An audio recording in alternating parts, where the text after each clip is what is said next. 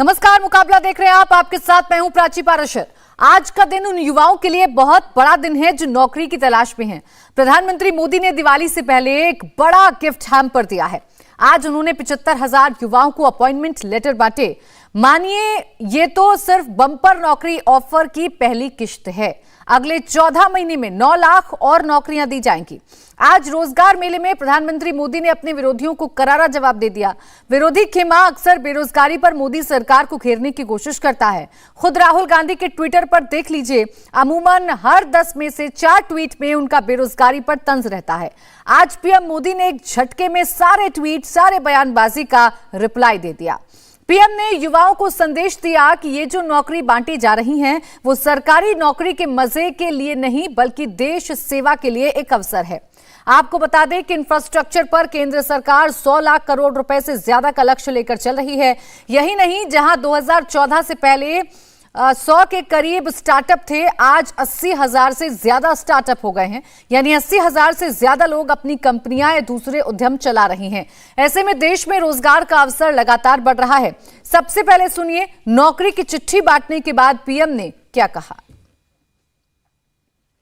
बीते 8 वर्षों में पहले भी लाखों युवाओं को नियुक्ति पत्र दिए गए हैं, लेकिन इस बार हमने तय किया कि इकट्ठे नियुक्ति पत्र देने की परंपरा भी शुरू की जाए।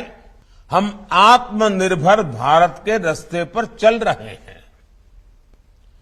इसमें हमारे इनोवेटर्स, हमारे एंटरप्रेन्योर्स, हमारे उद्यमी, हमारे किसान, सर्विसेज और मैन्युफैक्चरिंग से जुड़े हर किसी की बहुत बड़ी भूमिका है कि बीते 7-8 वर्षों में कितना बड़ा बदलाव सरकारी तंत्र में लाया गया है। हमने 8-10 साल पहले की वो स्थितियां भी देखी हैं जब छोटे से सरकारी काम में भी कई महीने लग जाते थे। आपको याद होगा, पहले सरकारी नौकरी के लिए अगर किसी को अप्लाई करना होता था तो वहीं से अनेक परेशानियां शुरू हो जाती थी। युवाओं के कौशल के विकास पर है, स्किल डेवलपमेंट पर है। और इसी पर चर्चा करने के लिए हमारे साथ खास मेहमान जुड़ गए हैं। हमारे साथ जफर इस्लाम है, प्रवक्ता बीजेपी, ऋषि बागरी, राजनीतिक विश्लेषक, सुरेंद्र राजपूत, प्रवक्ता कांग्रेस हमारे साथ हैं, और इसके साथ ही साथ स्वयं प्रकाश पुरोहित, प्रवक्ता टीएमसी, संजय सरकार, राजनीतिक विश्लेषक भी हमारे साथ जुड़ेंगे। लेकिन सबसे पहले सुरेंद्र राजपूत जी, आप ही का ओपनिंग कमेंट में इस पे लूंगी, क्योंकि सबसे ज्यादा बात आप ही लोग बेरोजगारी की करते हैं। अब बीजेपी की तरफ से, सरकार की तरफ से इसका जवाब दिया गया है और 75,000 नौकरियां आज दी गई हैं, 10 लाख आने वाले 1 साल में दी जाएंगी। प्राची जी, आप अपने दिल पर हाथ रख के कह दीजिए कि 75,000 नौकरियां 140 करोड़ के मुल्क में क्या परसेंटेज है, और पिछले 7 सालों में किस तरीके से कितने लोग, 22 करोड़ लोगों ने नौकरियों के लिए अप्लाई किया, और आज 75,000 नौकरियां आप दे रहे हैं। 22 करोड़ एप्लीकेशंस में से 75,000 नौकरियां हैं। अगर आपको ये चीज बहुत अच्छी लगती है तो साधुवाद आपको, और जिन लोगों को अच्छी लगती है ये तमाशा, उन लोगों के लिए भी 6-6 महीने से नियुक्ति पत्र रोक रखे थे। और कहते हैं ना कि होता है रोज तमाशा, रहता है खेल जारी, और उस पर कमाल ये है दिखता नहीं मदारी। आज देश की स्थिति में यह है कि पिछले 45 सालों में, 50 सालों में सबसे ज्यादा बेरोजगारी की दर है, और आप 75,000 नियुक्ति पत्र वो करके ढोल तमाशा कर रहे हैं। आज की डेट में हर दूसरा युवा बेरोजगार जा रहा है और आप क्या नाम ये ढोल तमाशा कर रहे हैं। आज जो है एमएसएमई सेक्टर बर्बाद और तबाह हो गया है, ये आप कह रहे हैं। पिछले जून के महीने में ही 1.25 करोड़ नौकरियां जो थी वो एमएसएमई सेक्टर से गई हैं, 75,000 नौकरियां दे रहे हैं। आप बताइए, लघु और मध्यम उद्योग की कमर टूट गई है, वहां से नौकरियां जा चुकी हैं जिसका कोई आंकड़ा नहीं है, और आप कह रहे हैं कि नहीं 75,000 नौकरियां दे दी। ये सारी चीजें युवाओं के दिल पे चोट कर रही है, गंभीर चोट कर रही है। जो तमाशा हो रहा है ये गंभीर चोट कर रहा है। 29 लाख पद सेंट्रल और गवर्नमेंट के खाली हैं, 29 लाख। और आज आप 75,000 नौकरियों की बात करें और 14 महीने में मात्र 9 लाख नौकरियों की बात करेंगे। अरे 29 लाख तो देश में वैसे पद खाली हैं जिनको आप खत्म करने जा रहे हैं। उत्तरांचल में 94,000 पद खत्म किए, रेलवे के आपने 94,000 पद खत्म किए, उत्तर प्रदेश में 74,000 आप पद खत्म करने जा रहे हैं। सरकारी नौकरियों का आंकड़ा दे रहा हूं प्राची जी, जिम्मेवारी से दे रहा हूं। और एमएसएमई सेक्टर में 1.25 करोड़ नौकरियां आप खा चुके हैं। कहां तो 16 करोड़ नौकरियां कही थी आपने और कहां आप 7-8 करोड़ नौकरियां खा चुके हैं। अगर इसके लिए कोई आदमी ताली बजाना चाहे तो भाई वो ताली बजाए। जफर इस्लाम साहब क्यों ना कहें इसे तमाशा, जैसे कि सुरेंद्र राजपूत जी कह रहे हैं। आरोप आप पर यह है कि आप सिर्फ तमाशा करना जानते हैं। 140 करोड़ की आबादी है और आप अभी 75,000 नौकरी दे पाए हैं। अभी 10 लाख का आप कह रहे हैं कि 10 लाख आप आने वाले साल में पूरे नौकरियां दे देंगे। ये ऊंट के मुंह में जीरा जैसा है सर।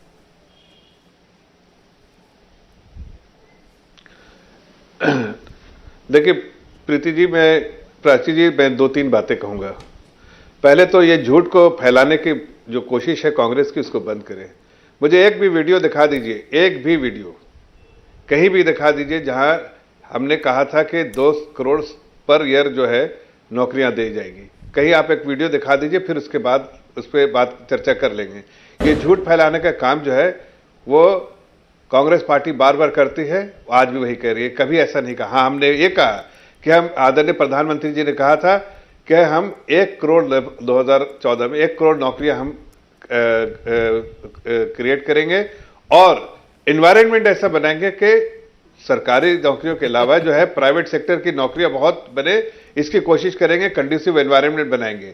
आप जरा देखिए 2014 से अभी तक 8 सालों में आप ईपीएफओ के नंबर देखिए, ईएसआईसी के नंबर देखिए, आपको आंकड़े पता चल जाएंगे कितनी नौकरियां हैं और कितनी नौकरियां, नई नौकरियां, नए लोग एनरोल हुए हैं।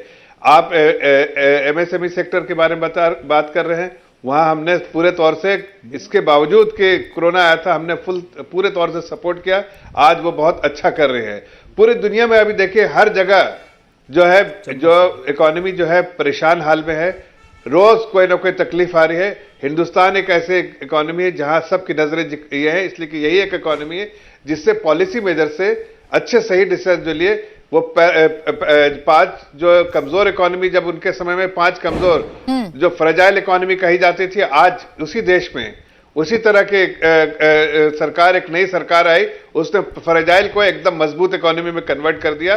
दुनिया मानने लगी है कि 11 नंबर से अब हम 5 टॉप 5 इकोनॉमी में हो गए और मजबूत इकोनॉमी तेजी से दौड़ रहे हैं। नौकरियां जो है, नौकरियां कोई सिर्फ सरकार नहीं देती है।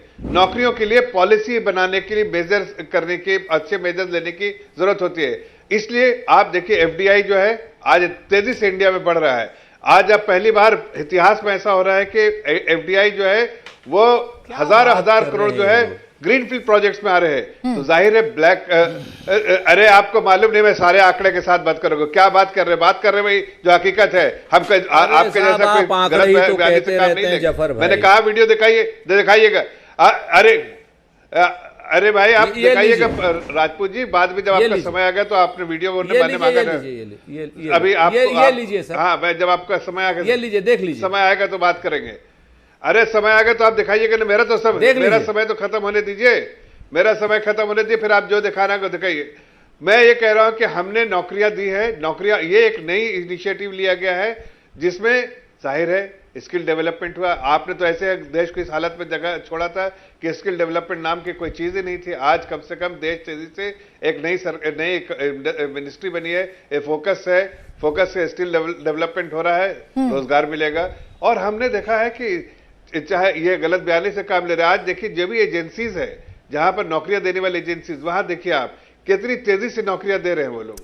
हर दिन नौकरियां जो पहले देते थे उससे ज्यादा। ठीक है जफर जी, जैसा कांग्रेस आरोप लगा रही है उसके मुताबिक सर आरोप तो ये है ना कि एक तो ये ऊंट के मुंह में जीरा जैसा है क्योंकि आबादी इस देश की ज्यादा है। दूसरा ये कि वादा आप लोगों ने कुछ और किया था और उस वादे के मुताबिक अभी जो आप नौकरियां दे रहे हैं वो बहुत कम है।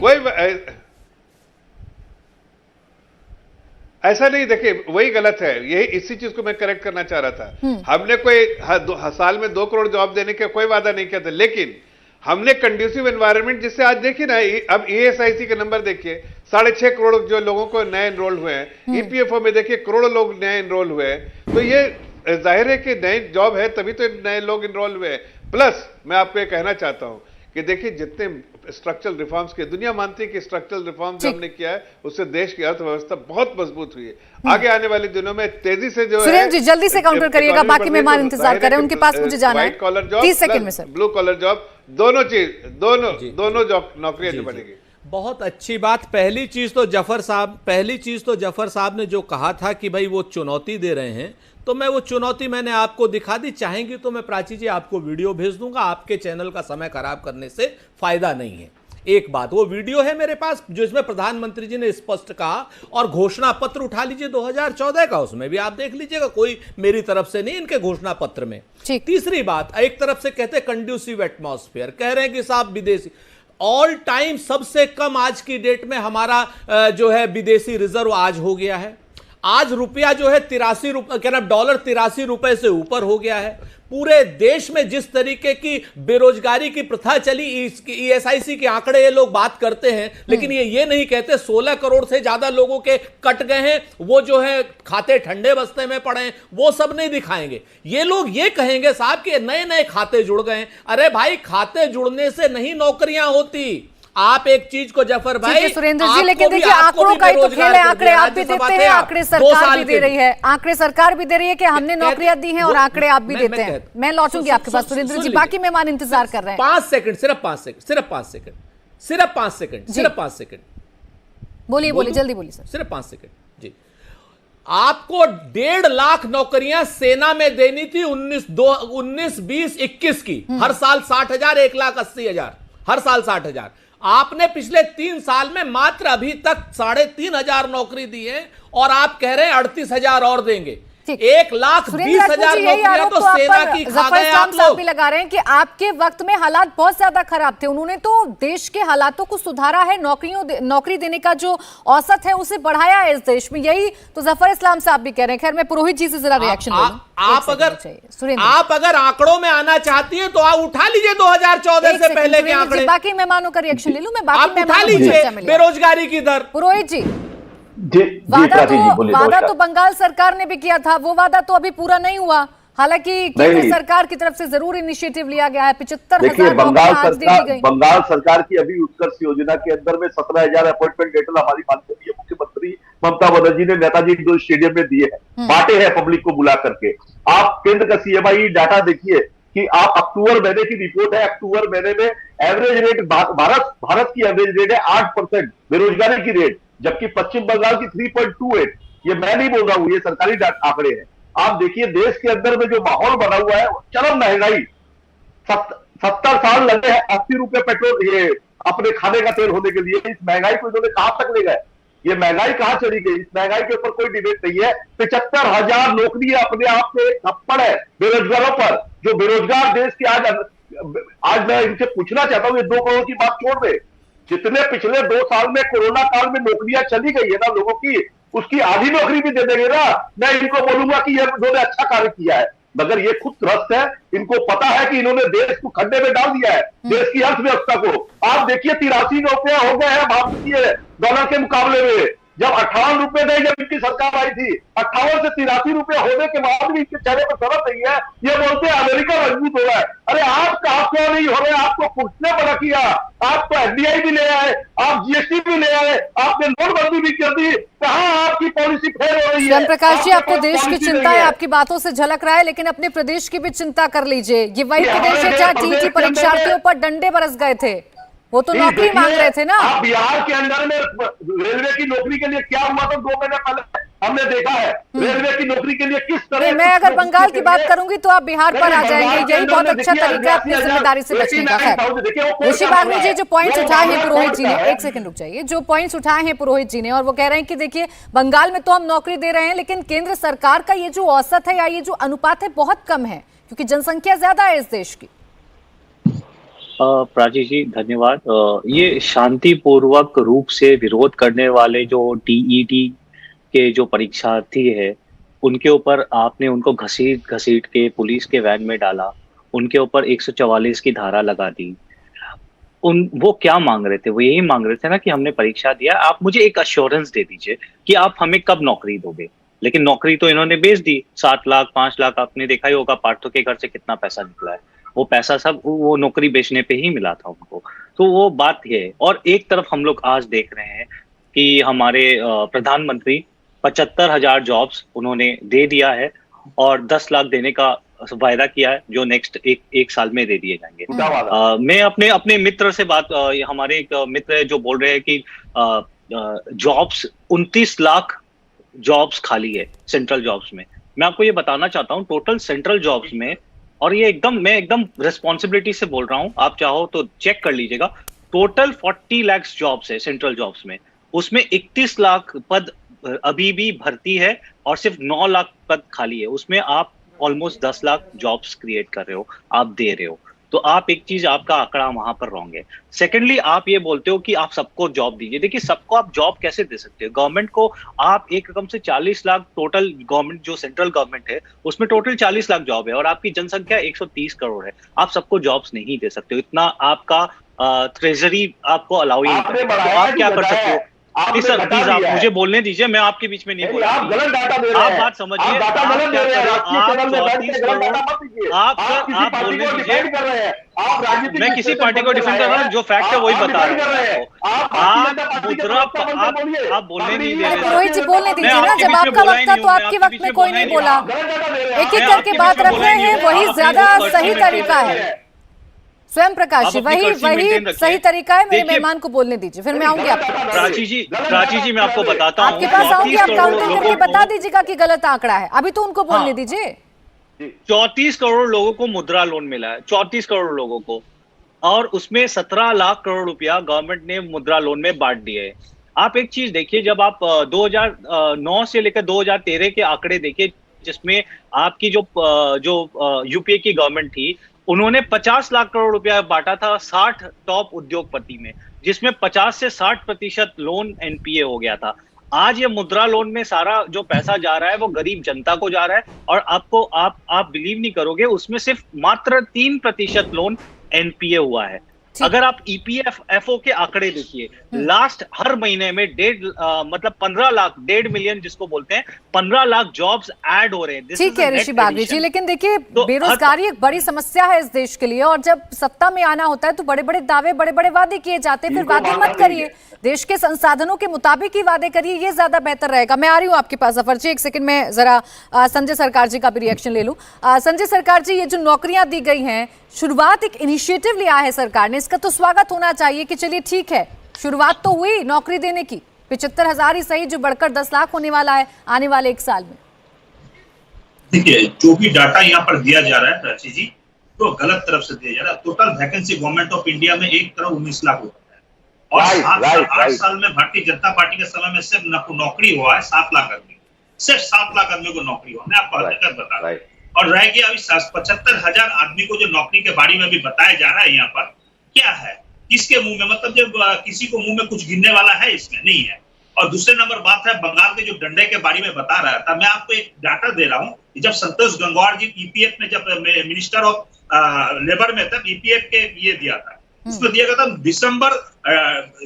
जुलाई 2020 से दिसंबर 2020 तक 1,20,000 आदमी को नौकरी हुआ था। ये ईपीएफ को डाटा था कोरोना काल में, मैं आपको बता रहा हूँ। और all India council of technical education minister of HRD का अंडर में पड़ता है। प्लेसमेंट में जहां गुजरात दिया था 28%, बंगाल दिया था 50% दिया था। वहां पर प्लेसमेंट सर्विस में बंगाल गवर्नमेंट दिया था। और रह गया 10 साल में 94 लाख का आदमी को बंगाल में नौकरी हुआ। बंगाल में जो नौकरी का जो खेला हो रहा है ना, या बाम और राम, मतलब जो लेफ्ट फ्रंट और जो भारतीय जनता पार्टी को है, जहां नौकरी का जहां ये निकालता है, तुरंत जाके क्या करता है, कोर्ट में केस कर देता है। उसको किसी भी तरफ से उसको बंद करना चाहिए। और रह गया जो बंगाल में जो टेट के जो नौकरी के बारे में बोल रहे हैं, उसको 2 बार इंटरव्यू दिया है। अगर आप सफल हो जाएगा तब आपको बुलाएंगे, नहीं सफल होंगे तो आपको क्यों बुलाएंगे? बोल रहे हैं यहाँ का जो चेयरमैन है, वो बात ठीक है संजय सरकार जी, लेकिन अगर कोई नौकरी मांगने के लिए बैठा है, प्रदर्शन कर रहा है, तो आप उस पर लाठियां भी नहीं बरसा देंगे, ये उसका हक है। सरकार है तो सरकार की जिम्मेदारी है कि आप नौकरियां देंगे, नहीं तो आप समझाएंगे, लाठियां नहीं बरसाएंगे। कोर्ट के वार्डर के ऊपर में, कोर्ट के वार्डर के ऊपर में वहां पर 144 हुआ है और पुलिस को काम है 144 जहां पर होता है उसको खाली करने के लिए पुलिस को जिम्मेदारी होता है, कोर्ट वार्डर की है। तो शांतिपूर्वक अगर कोई प्रदर्शन कर रहा है तो आप उस पर लाठियां बरसा दीजिए। जफर इस्लाम जी, मैं आ रही हूं जी, लाठी नहीं मान रहा है जफर इस्लाम जी, जितने भी लोग इस पैनल में बैठे हैं सब यही कह रहे हैं कि ये जो आपने किया है, पहली बात तो ये जो मैंने शुरुआत में कहा था कि ऊंट के मुंह में जीरा जैसा है, अभी भी आप इतनी नौकरियां नहीं दे पा रहे हैं जितने का वादा आपने किया था। बंगाल में 94 लाख आदमी को नौकरी हुआ है 10 साल में। ठीक है संजय सरकार जी, जफर इस्लाम जी से सवाल है, एक सेकंड रुक अरे जाइए। भाई हो गया बंगाल बंगाल बंगाल। नहीं मैं बता रहा हूँ सर आप लोगों से सवाल नहीं है मेरा, जय प्रकाश पुरोहित जी और संजय सरकार जी, आप लोगों ने सवाल पूछा है तो जवाब लेने दीजिए। बैठे हैं बीजेपी के प्रवक्ता, बताएंगे कि क्यों नहीं नौकरी दी उन्होंने। जफर इस्लाम जी, नहीं और रह गया 8 साल में कितना नौकरी हिंदुस्तान में हुआ है। अरे सुन रही है बंगाली बाबू, कितना लॉस कर चुके हैं। बैंक ऑफ, आपको बोलता है यूनियन बैंक ऑफ इंडिया कितना लॉस कर चुका है, पीएनबी कितना लॉस किया। संजय सरकार जी, आप ही नहीं बोलते रहेंगे, आप ही नहीं बोलते रहेंगे। जब आपने सवाल किया है तो आप हिम्मत भी रखिए जवाब सुनने की। चुप हो जाइए सर, 2 सेकंड के लिए चुप हो जाइए। मुझे जफर इस्लाम जी से उनकी बात लेने दीजिए। बीजेपी सत्ता में है, केंद्र में है, आपने वाजिब सवाल उठाए, उनके जवाब जफर इस्लाम जी तो देंगे, और कौन देगा? जफर जी, बड़ा दुर्भाग्यपूर्ण है, लोग आ जाते हैं टीवी डिबेट पे और सिर्फ एक ही उनकी मंशा रहती है कि सरकार को कटघरे में झूठे तौर पे खड़ा करें। अरे कभी bank of India, bank of Baroda और पंजाब नेशनल बैंक के बारे में बात करते हो तो जरा उसके बारे में जरा उस इतिहास पे भी तो जाओ। ऐसे सिर्फ आके कमेंट कर दिया, कोई समझदारी तो होनी चाहिए कमेंट करने से पहले। इससे कमेंट नहीं कर रहा है, किस मुद्दे पे बात उठा रहे हैं, उसके पीछे कारण क्या था? अरे आप बीच, अरे सुनिए एक मिनट, अभी बीच में मत बोलिए। नहीं बताइए, मत सुनिए, मैं आपको बोल रहा हूँ, लॉस क्या था, लॉस का कारण भी तो बताइए। लॉस का कारण बताइए, किसके कारण हुआ था? हमारी सरकार के कारण। अरे समय में क्या होता है? नहीं समय। अरे सर सब एक साथ बोलेंगे तो ना तो जफर इस्लाम क्या कह रहे हैं मैं समझ पाऊंगी, ना आप लोग क्या कह रहे हैं मैं समझ पाऊंगी। एक एक करके चर्चा की मर्यादा को रखिए सर। आप फीडर ऑन कीजिए। देखिए मैं बीच मैं किसी के बीच में नहीं बोल रहा, इनको जरा बताइए डिसिप्लिन के, किसी के बीच में नहीं बोलना है। अपना समय आएगा तो बोलिएगा। इतना क्यों चल रहा है? बंगाल में पीटा जा रहा है बच्चों को, नौकरियां देने के मामले में पीटा जा रहा है, घसीट के मारा जा रहा है, और यहाँ भाषण दे रहे आके। अरे बंगाल का पुलिस मार रहा है, अरे बंगाल का पुलिस मार रहा है। वहां राजस्थान में देखिए, राजस्थान में कोई नौकरी, राजस्थान में देखिए अनएम्प्लॉयमेंट रेट सबसे ज्यादा राजस्थान में, अनएम्प्लॉयमेंट रेट सबसे ज्यादा राजस्थान में। क्या राजस्थान में हमारी सरकार है? नहीं, राजस्थान में हमारी सरकार। बंगाल, राजस्थान, ये सब ऐसे स्टेट है जहां सबसे ज्यादा भुखमरी है, और वहां पर आप लोगों ने कुछ काम नहीं किया, प्रदेश की सरकारों ने काम नहीं किया, और आप हमको कटघरे में डालना चाह रहे हैं।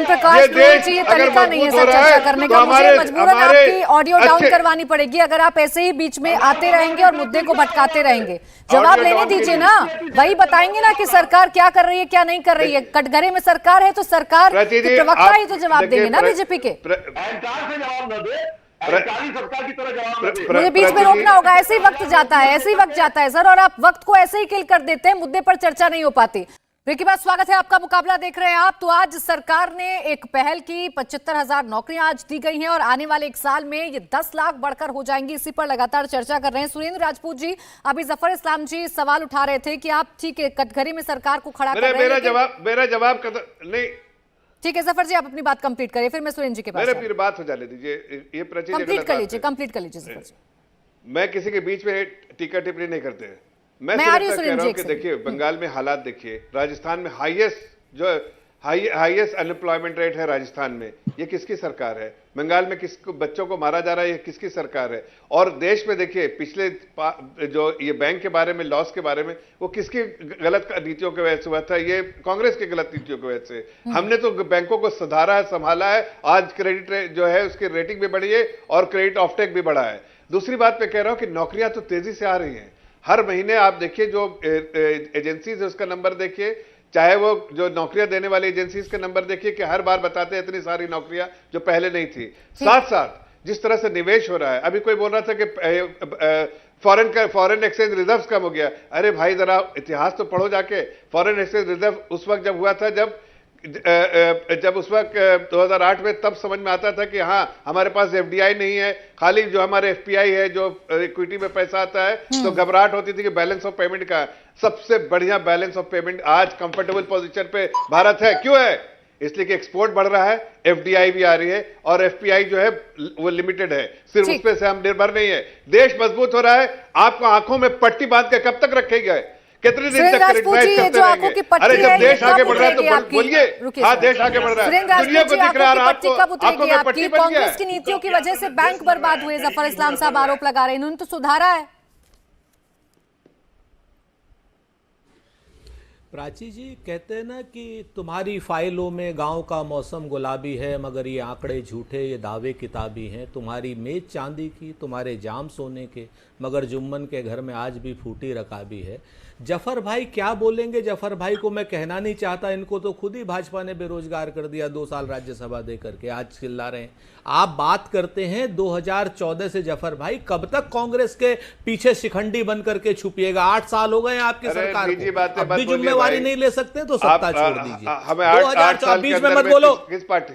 बीच में मत बोलो, बीच में मत बोलो, बीच में मत बोलो प्लीज। आप निजी कमेंट मत कीजिए, निजी कमेंट मत कीजिए। आपको क्या दिया है? सुरेंद्र जी, निजी टिप्पणी नहीं करेंगे, देश के मुद्दे पर कर रहे हैं, उसी पर करते हैं। आप अगर शुरुआत करेंगे तो फिर वो बीच में बोलेंगे। 2014 से लेकर निजी टिप्पणी का अच्छा ठीक है, तब अब आगे फिर जफर भाई भी देख लें, कोई दिक्कत वाली बात नहीं, पहली बार थोड़ी हो रही है बहस। 2014 से और 2022 के बीच में जफर साहब 7 लाख नौकरी दी हैं आपने, 22 करोड़ एप्लीकेशन आई थी, आपके लिए शर्म से डूब मरने की बात है। आप बात करते हैं एफडीआई की, आप बात करते हैं फॉरेन रिजर्व की, आप बात करते हैं बाकी सारी चीजों की, आपको शर्म नहीं आती कि हमने बैंकों को नेशनलाइज किया था और आप बैंकों को प्राइवेटाइज करके दोबारा कॉर्पोरेट को कर दे रहे हैं। सारी की सारी पूंजी आप चंद धन्ना सेठों को दे देना चाहते हैं। आज की डेट में बताइए कौन सा एमएसएमई सेक्टर नया ग्रोथ हो रहा है? आपकी ही उसमें आप ही की रिपोर्ट है, हमारी नहीं है, कि 39% लोगों ने, बीच में मत बोलो, 39% लोगों ने अब नौकरी का ख्वाब देखना बंद कर दिया है। यह मेरी रिपोर्ट नहीं है, आपकी सरकार की रिपोर्ट है कि अब उन्हें उम्मीद ही नहीं है। पिछले 8 साल में जितनी नौकरियां आपने छीनी है, आप पाप के भागी भी बनेंगे, श्राप के भागी भी बनेंगे और नरक के भागी भी बनेंगे, जितने लोगों को आपने बेरोजगार किया है। आज की डेट में महंगाई आप बढ़ा रहे हैं, बेरोजगारी आप बढ़ा रहे हैं, दोनों चीजें आप बढ़ा रहे हैं। आपको शर्म नहीं आती? और उसके बाद आप तमाशा करते हैं 75,000 नौकरियों का। आपने रेलवे की नौकरी खत्म की। आप कह रहे हैं, जो अभी एक कोई अघोषित भाजपा के प्रवक्ता थे, कह रहे थे कि 41 लाख नौकरियां हैं, 1.25 करोड़ नौकरियां हैं, और इतनी नौकरियां आपने खत्म की हैं केंद्र सरकार की, जिसमें से रेलवे मुख्य है, जिसमें से सेना मुख्य है, जिसमें से सीआरपीएफ मुख्य है। ठीक है सुरेंद्र जी, आपके सवाल वाजिबहन का जवाब जफर इस्लाम साहब देंगे, लेकिन एक सेकंड सर, जिन लोगों को आज नौकरी मिली है उनके चेहरे पर किस तरीके की खुशी है वो जरा अपने दर्शकों को दिखा देते हैं। लखनऊ में जब आज हाथों में जॉब लेटर मिला तो दिवाली पर उनकी खुशी दुगनी हो गई। अब की बार दिवाली नौकरी लेकर आई है और इन्हीं से खास बातचीत की है हमारे सहयोगी विशाल प्रताप ने। सर बहुत ज़्यादा खुशी है क्योंकि ये फर्स्ट टाइम हो रहा है आईबीपीएस में, कि वो हर बार होता है कि वो 31 1 साल बाद पोस्टिंग मिलती थी बच्चों को, पर इस बार क्या हुआ, विदिन 6 मंथ्स में पोस्टिंग मिली है, तो खुशी तो है। बस टाइम से हम तैयारी कर रहे थे। हर बार क्या होता है, वेटिंग में डाल दिया जाता है बच्चों को, मेहनत करने के बाद भी उन्हें जॉब भी मिलती है, तो फाइनली अच्छा लग रहा है। धनतेरस के दिन सैलरी लक्ष्मी की तरह है, तो thank you so much Modi ji. काफ़ी खुशी हो रही है, घर की बड़ी बेटी हूँ तो थोड़ी रिस्पॉन्सिबिलिटीज़ भी थी, तो अब अच्छा लग रहा है। एक शुरुआत है, एक स्टेप ले ली। बहुत ही अच्छा ऑर्गेनाइज कराया है हम लोग के लिए, यूथ के लिए, एक यूथ को प्रमोशन कर रहे हैं, काफ़ी अच्छी बात है सर। बहुत अच्छा लग रहा है और फैमिली को भी बहुत ज़्यादा सपोर्ट मिलेगा आज के दिन, और इसीलिए मोदी जी को इसलिए थैंक यू कहेंगे हम। और अच्छा ऑर्गेनाइजेशन था, और उनकी तरफ से ये युवाओं को भी संदेश है कि उन्हें आगे बढ़ते रहना चाहिए, और अभी आने वाले बहुत सारी अपॉर्चुनिटी है और उन्हें ग्रैब करना चाहिए और देश को आगे बढ़ाने में एक योगदान देना चाहिए। सर बहुत खुशी हुई कि हमें ये अपॉइंटमेंट लेटर यहाँ बुला के मिला, क्योंकि बहुत टाइम से हम भी प्रिपरेशन कर रहे थे और अभी मौका मिला है, तो बहुत खुशी हुई। और मोदी जी से इंटरेक्ट करने का मौका मिला, वीडियो कॉन्फ्रेंस के थ्रू ही, बहुत खुशी हुई। वैसे भी हम लोग सब लोग मोदी के बहुत फ़ैन हैं, तो बहुत अच्छा लगा, और धनतेरस के दिन मिला तो और ही अच्छा लगा। सुरेंद्र राजपूत जी, जल्दी से छोटा सा रिएक्शन इस पर दीजिएगा। आप जिसे तमाशा कह रहे हैं, जनता तो कह रही है हमें बहुत खुशी हो रही है, ऐसा पहली बार हो रहा है, और कुछ युवा तो ये भी कह रहे हैं कि 1-1 साल लगती थी पोस्टिंग में, अब तो बहुत जल्दी नौकरी मिल गई हमें। देखिए, जिन 75,000 युवाओं को नौकरी मिली है वो मेरे ही बच्चे हैं, आपके ही बच्चे हैं प्राची, उनको बधाई। उनके लिए हमारे मन में कोई वो नहीं, वो बिल्कुल धन्यवाद उन्हें देना भी चाहिए क्योंकि नौकरी उनकी लगी है। लेकिन उनके जो साथ में पिछले 22 करोड़ लोगों ने, जिन लोगों ने नौकरियों के अप्लाई किया था और जिसमें कहा गया था कि आप 4 करोड़ 5 करोड़ 8 करोड़ या कितनी भी नौकरियां देंगे, जितनी भी वैकेंसी खाली है कम से कम उतनी तो नौकरियां देंगे। लेकिन इस सरकार ने पाप किया है, राज्य स्तर पर पाप करती है नौकरियां खत्म करके। अभी मैं आपको एक बात बहुत स्पष्ट बताऊं, इन्होंने कहा बंगाल में ऐसा है, जफर भाई ने कहा राजस्थान में ऐसा है। अरे भाई, राजस्थान बंगाल क्या पाकिस्तान में है कि हिंदुस्तान में है? हिंदुस्तान की नौकरियों की जिम्मेवारी, हिंदुस्तान के एम्प्लॉयमेंट की जिम्मेवारी केंद्र सरकार की है। अगर कोई राज्य सरकार काम नहीं कर रही है तो उसके खिलाफ एक्शन लीजिए। और आप अभी बात पीटी की बात कर रहे हैं, बिल्कुल हम कंडेम करते हैं कि उन बच्चों के ऊपर लाठीचार्ज हुआ। आपकी हिम्मत हो, हैसियत हो और हौसला हो, जफर इस्लाम तो जब रेलवे के बच्चों के ऊपर लाठीचार्ज कह रहे हैं कि अगर कोई सरकार, कोई राज्य सरकार काम नहीं कर पा रही है तो जिम्मेदारी केंद्र सरकार की है, एक्शन लेना चाहिए आप लोगों को। ये फालतू की बात जफर इस्लाम न किया करे कभी। इंसान जफर इस्लाम जी से बात करिए। ये नरक, स्वर्ग, ये गलत शब्दावली का छोड़ो, नौकरियों की बात बताओ। है कि यहाँ कोई प्रवचन देने के लिए आए? नहीं, गलत शब्दावली को छोड़ो, आप लोगों ने बच्चों की नौकरी बताओ। देश को 60 देश अरे हमने देश को क्या, तभी तो देश तुम्हारे पास आया। लेकिन अब क्या हमारी कमियों के देश को लूट के खाने वाले लोग, देश को लूट के खाने वाले लोग, आज देश मजबूत हो गया तो नहीं तो आज आपको पेट में दर्द हो रहा है। आज देश की जनता देखो ना, अगर आपको लगता है नहीं, आप देश की जनता, देश की युवा पीढ़ी, आपके बीच में नहीं बोले थे जफर इस्लाम जी को, कंप्लीट करने दीजिए सर, ऐसे समय के लिए होता है, ऐसे समय के लिए होता है और कुछ नहीं होता। स्वर्ग और नरक तो आप लेकर आए थे ना, पाप और पुण्य आप लेकर आए थे बीच में, आप ही ने शब्द दिए जफर इस्लाम जी को, उन्हीं शब्दों पर वो अपना जवाब दे रहे हैं। मतलब ये है कि हमारे स्वर्ग और नरक पर चले जाएंगे, बच्चों की नौकरियों पर नहीं जाएंगे। जफर इस्लाम जी लौट कर आ जाइए बच्चों की नौकरी पर, चिंता सता रही है सुरेंद्र राजपूत जी को। नौकरी तो हम दे रहे हैं, आप लोगों ने तो देश को लूट लिया। जो बच्चों नहीं, बच्चों को नौकरी तो हम दे रहे हैं, आपने तो उनका पूरा आगे आने वाला जो फ्यूचर है वो खत्म कर दिया, देश को लूट लिया। अच्छा, 75,000 नौकरियां, 75,000 आज नौकरी दिया गई, आज डिस्ट्रीब्यूट किए गए। अरे शर्म तो आपको आनी चाहिए, पूरा आपका इतिहास उठा के देखिए, आप लोगों ने किया क्या देश के लिए। 22 करोड़, अरे आपने आज देखिए, करोड़ एप्लीकेंट होंगे, हम तो पूरे देश को मजबूत बनाएंगे, आत्मनिर्भर बनाएंगे। हम लोगों को सेल्फ एम्प्लॉयमेंट के लिए सेल्फ एम्प्लॉयमेंट करा रहे हैं, हमने उनको लोन दिया है, हमने मुद्रा के तहत लोन दिया है। लेकिन आप क्या कर रहे थे? आप लोगों को बिजली, पानी, सड़क का नारा दिया, लेकिन दिया कुछ नहीं, ना बिजली, ना पानी, ना सड़क, ये सब कुछ हम दे रहे हैं। आपके सारे वायदे हम पूरा कर रहे हैं और हम नौकरियां भी दे रहे हैं, लोगों को मजबूती बना रहे हैं, उनके मकानों में, उनके अकाउंटों में पैसा ही पहुंचा रहे। अरे आप जैसे लोग कांग्रेस पार्टी के, इसीलिए आज जनता, हम अगर झूठ बोल रहे तो जनता के कोर्ट में जाएंगे, जनता के बीच में। ठीक है सर, आप दोनों के आरोप प्रत्यारोप तो सर शाम बीत जाएगी लेकिन खत्म नहीं होंगे, मेरी चर्चा छोटी पड़ जाएगी, लेकिन आप दोनों के एक दूसरे पर आरोप प्रत्यारोप खत्म नहीं होंगे। ऋषि बागरी जी, ये जो मुद्दा खड़ा हो रहा है, बोलो जनता के बीच में जाओ। ऋषि बागरी जी, जो मुद्दा खड़ा हो रहा है यहाँ पर, जो सुरेंद्र राजपूत जी चिंता जाहिर कर रहे हैं कि आंकड़ों की जादूगरी हो रही है देश में और कुछ नहीं हो रहा है।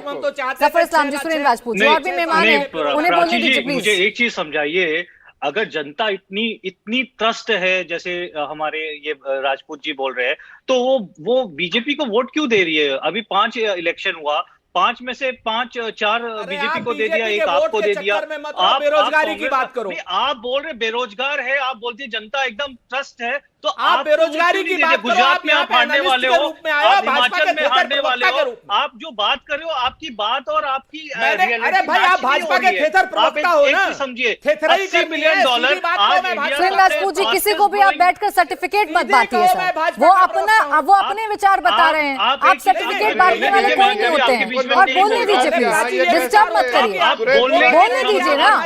अरे उनको अपनी बात कहने का हक है, इसलिए मैंने उनको बुलाया है, बोलने दीजिए, बोलने दीजिए। ऐसे ये तरीका नहीं है ना, आप मुद्दे को भटकाएंगे, चर्चा को कहीं और ले जाएंगे, कौन किसका प्रवक्ता है, कौन क्या बात बोल रहा है, ये बातें नहीं होंगी मेरे इस डिबेट में। सुरेंद्र राजपूत जी, सुरेंद्र राजपूत जी, एक सेकंड बोलना चाहता हूँ, आज भारत सबसे तेजी से बढ़ रहा है, सबसे प्रोग्रेस कर रहा है। अगर जीडीपी ग्रो करती है फास्टेस्ट रेट में, क्या एम्प्लॉयमेंट नहीं जनरेट होगी? आप एक चीज बताइए, $80 बिलियन जो हर साल एफडीआई आ रहा है, क्या उससे एम्प्लॉयमेंट जनरेट नहीं होगी? क्या पीएलआई की जो योजना हो रही है उससे क्या एम्प्लॉयमेंट जनरेट नहीं होगी? और मुद्रा लोन जो 34 करोड़ लोगों को आपने दिया है, उससे क्या रोजगार पैदा नहीं होगा? जब इतना रोजगार हो रहा है, सब जगह हो रहा है, तभी तो आपकी कोई भी बात नहीं मानी जा रही है।